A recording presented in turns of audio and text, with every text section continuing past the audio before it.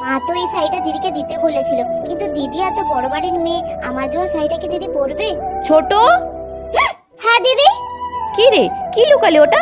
কিছু না দিদি। দেখা বলছি। সত্যি দিদি, কিছু না। দেখাবি না তো? দেখা বলছি। আসলে দিদি মা এই শাড়িটা তোমাকে দিতে বলেছিল, কিন্তু তুমি এত বড় বাড়ির মেয়ে, এরকম শাড়ি কি তুমি পরবে, তাই দিচ্ছিলাম না। কই দেখি। হ্যাঁ দিদি, এই যে।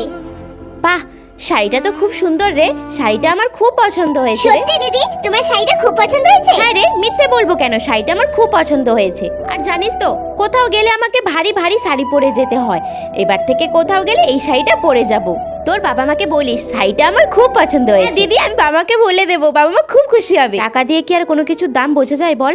জিনিসের দাম বোঝায় ভালোবাসায়। তোর বাবা মা কত ভালোবেসে আমাকে শাড়িটা দিয়েছে, তাই আমি খুব খুশি হয়েছি রে। দিদি তোমার মনটা কত ভালো, তুমি কত সুন্দর ভাবতে পারো। এবার যাবি? আমার মাথায় একটু তেল মাখিয়ে দে। হ্যাঁ দিদি চলো, আমি তেল মাখিয়ে দিচ্ছি। চল।